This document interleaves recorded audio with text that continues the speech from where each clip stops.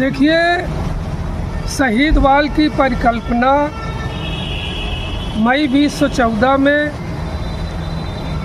पूर्व सैनिकों द्वारा तथा आओ चले कुछ अच्छा करो मिशन के तहत एक टीम ने इसकी शुरुआत की थी, जो हिंदू महिला इंटर कॉलेज के बाउंड्री वाल पे बाहरी हिस्से में लीप पोत करके चित्र लगाने का कार्य हुआ था।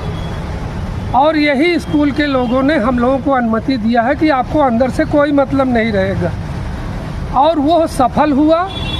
लेकिन 2 साल के बाद वीरेंद्र पाठक उसमें दरवाज़ा खोल दिया, 3 दरवाज़ा काट दिया चार दीवारी में, और अंदर कोठरी कब्जा कर लिया, हाल कब्जा कर लिया और ज़मीन कब्जा करके उसमें कोई सूचना केंद्र और माल बनाने की योजना बनाने लगे। तब हम लोगों ने वहाँ से दूरी बना दिया कि हम अवैध कब्जा के जिम्मेवार नहीं। लेकिन कालांतर में धीरे धीरे शहीद वाल विकसित होता गया और स्मार्ट सिटी के तहत स्मार्ट सिटी योजना में आज 3.5 करोड़ से अधिक की धनराशि लगा करके उसको बहुत सुंदर बना दिया गया। जब हम लोगों ने इसकी शुरुआत की तो 11 चित्र थे, आज 23 चित्र लग गए और 8 जगह संग्राम करते हुए बड़े बड़े चित्र लगाए गए और बहुत सुंदर सजा दिया गया। तो जब सजा दिया गया और ये सरकारी हो गया तो अब वो सरकार के नियंत्रण में रहना चाहिए। इसलिए चूँकि हमने इसकी स्थापना की, इसको डाला, इसको इकट्ठा किया, तो मुझे ये लगा कि अब ये दीवार खटक रहा है, इस दीवार में जो दरवाज़ा बना दिया है ये ख़राब लग रहा है।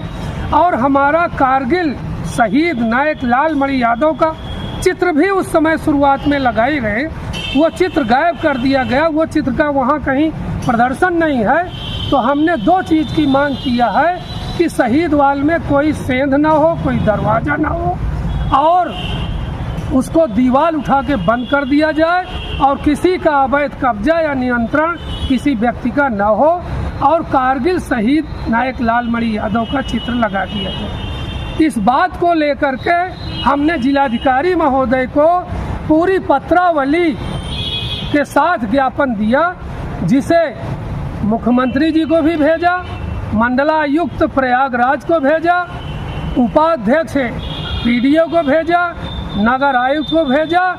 और जब इन्होंने थाना अध्यक्ष सिविल लाइन को वीरेंद्र पाठक ने हमारे खिलाफ कोई पत्र डाला तो हमने वहाँ भी 77 पेज की पत्रावली के साथ एप्लीकेशन शहीद वाल के इनके क्रियाकलाप और अवैध कब्जे के बारे में लिख करके दिया है। पुलिस के कमिश्नर को भी दिया है और स्मार्ट सिटी के जो प्रोजेक्ट मैनेजर हैं उनको भी भेजा है। अब निश्चित रूप से इसमें कार्रवाई होगी। देखिए, राष्ट्रीय ध्वज का अपमान हमारे जैसे लोग कभी नहीं कर सकते, क्योंकि मैं सेना के सूबेदार से रिटायर हूँ, कारगिल युद्ध विजेता हूँ, और तिरंगा हमारी शान है, तिरंगा हमारी जान है, और तिरंगा पे हम कुर्बान हैं। तो उससे कैसे ये उम्मीद की जा सकती है कि हम तिरंगा का अपमान करेंगे? ये सोची समझी राजनीति है और ये एक पैतरेबाजी है वीरेंद्र पाठक का, जिससे अवैध कब्जा पे ध्यान लोगों का बट जाए। वीरेंद्र पाठक ने शहीद वाल पे दरवाज़ा बनाया, लोहे का दरवाज़ा लगा है, पीछे कोठरी है, अंदर हाल बना लिया, कोठरी कब्जा कर लिया। पहले तो 3 दरवाज़ा बनाए थे, 2 बंद कर दिया गया, अब 1 ही बचा है। और उसके ऊपर एक फ्लैक्स बैनर बनाकर दरवाजे का पर्दा की तरह पे दरवाजे के नाप से ज़मीन तक लगाया गया है। तमाम पत्रकार मुझसे कह रहे थे कि आप काफ़ी समय से शहीद वाल को स्वतंत्र कराने के लिए लिखा पढ़ी कर रहे हैं, बड़ा मीडिया में ये सवाल आता है, तो हमें वो दरवाज़ा नहीं दिख रहा है जहां अवैध दरवाज़ा लगाया गया है। तो मैं पत्रकारों के कहने पर शहीद वाल पे गया और जो पत्रकार मुझसे पूछ रहे थे मैंने उसकी पूरी जानकारी देते हुए दरवाजे के पास गया और जो वो बैनर लगा हुआ था उस बैनर को वो 6 से 9 इंच के करीब बैनर फट करके लटक रहा था, उसे मैंने पकड़ करके किनारे किया और पूरे बैनर को हटा दिया जिससे दरवाज़ा दिखाई पड़े। मेरा यह इरादा था कि दरवाज़ा इनको दिखाया जाए, मेरा कोई इरादा किसी के अपमान करने का नहीं था।